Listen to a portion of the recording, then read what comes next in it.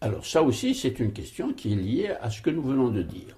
Le monde arabe, le nationalisme arabe, l'unité du monde arabe était le cœur de la politique de Nasser. Abdel Nasser, en Égypte, qui est arrivé au pouvoir avec ce qu'on appelait les officiers libres en 1952, et aussi le Ba'ath, qui lui est parti de Syrie et d'Irak avec Michel Aflaq. Les deux ont développé une sorte de concurrence, convergence vers la proclamation de l'unité de la nation arabe avec un N majuscule, l'Umma al-Arabiya.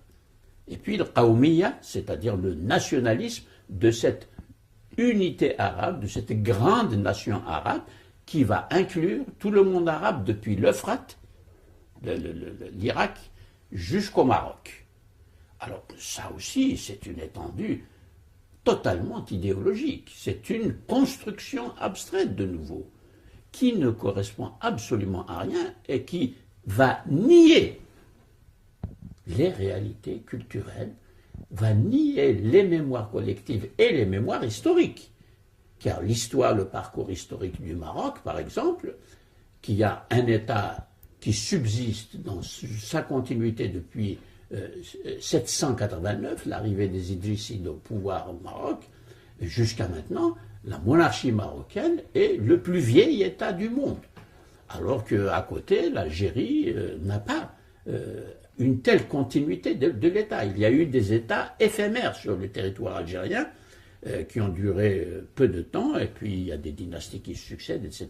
On ne peut pas désigner un État avec la continuité que nous avons au Maroc. En Tunisie, il y a eu une continuité un peu plus forte, mais pas non plus au niveau etc. Je peux continuer ainsi. La Libye, l'Égypte, l'Irak, etc.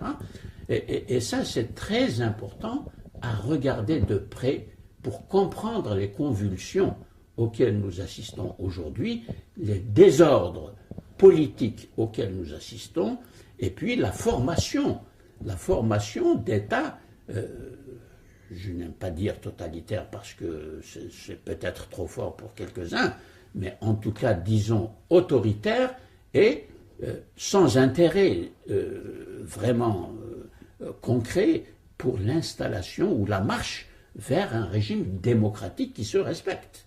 Ça, c'est général. Ce manque, justement, de culture démocratique pour aller vers des démocraties. Or, on a employé le vocabulaire de la démocratie. On a introduit des institutions formelles, comme le Parlement, comme la Constitution, comme les votes, qui est l'arsenal habituel du régime. Je l'appelle arsenal parce que, exactement, c'est un mot qui dit ce qu'il doit dire ici, dans cette situation. Alors, il y a tout un arsenal, on a le vocabulaire, mais le contenu n'y est absolument pas. Et aujourd'hui, hélas, moins que jamais, sauf quelques progrès réels que l'on constate dans certains pays où la démocratie est en train de balbutier et on voit quelques jalons se poser. Je n'ose pas donner de nom là, parce que les autres seraient jaloux. Je ne suis pas là pour distribuer des bons points et des mauvais points. Vous parliez aussi de mémoire collective, d'imaginaire. Alors, quand je parle de mémoire collective, je donne un exemple, ou des exemples. Les Kurdes. Les Kurdes sont un grand peuple, fragmenté, dispersé entre 7 souverainetés politiques différentes, et toutes jalouses de s'annexer et de dominer les fragments du peuple kurde tel que nous le voyons aujourd'hui sur la carte. Ça, c'est le résultat des grands traités européens pour décider des frontières politiques au XIXe siècle, à la fin du XIXe, et pratiquement jusqu'à la fin de la Deuxième Guerre mondiale. Et il y a là donc une genèse politique et juridique de situations qui aujourd'hui sont des situations absolument tragiques. C'est ce que j'appelle des tragédies humaines politiquement programmées. Voilà l'exemple concret.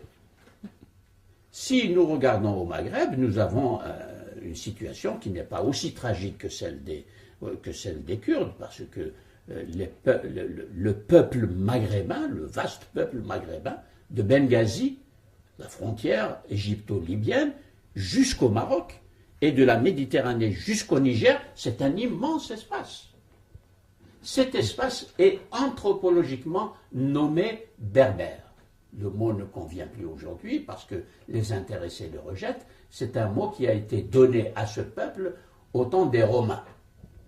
Parce que barbaroi, ça veut dire des gens qui baragouinent une langue que les Romains, évidemment, ne comprenaient pas. Les Arabes ont repris le mot et l'ont gardé. Ibn Khaldoun, dans sa grande histoire, il l'a intitulé Tarikh al-Barbar, en arabe. Histoire des Berbères. Ibn Khaldoun. 14e siècle. Il est mort en 1406.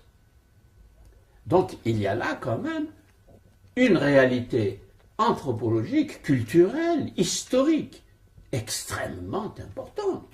Et non, nous allons l'effacer. On n'en parle pas du tout. À l'école, par exemple, on n'en parlera pas. Silence absolu. Alors qu'il y a des millions de citoyens algériens et marocains, moins en Tunisie, pour des raisons historiques, quelques-uns en Libye encore aujourd'hui, dans le Jebel Nafoussa. Eh bien, tout ça, on va l'effacer. Et on va l'effacer dans cette période de libération, après les libérations. Et ça donne la situation que nous vivons, c'est-à-dire des frustrations, des fragmentations et la difficulté quand même de constituer une plateforme commune et solide, effectivement, pour construire la nation. La nation française s'est construite comme ça. Et d'ailleurs, nous constatons en France des réémergences de ce qu'on peut appeler des différences provinciales ou des différences qui se veulent même presque nationales, comme la Corse et la Bretagne. Ça, c'est un phénomène qu'on retrouve dans le monde entier.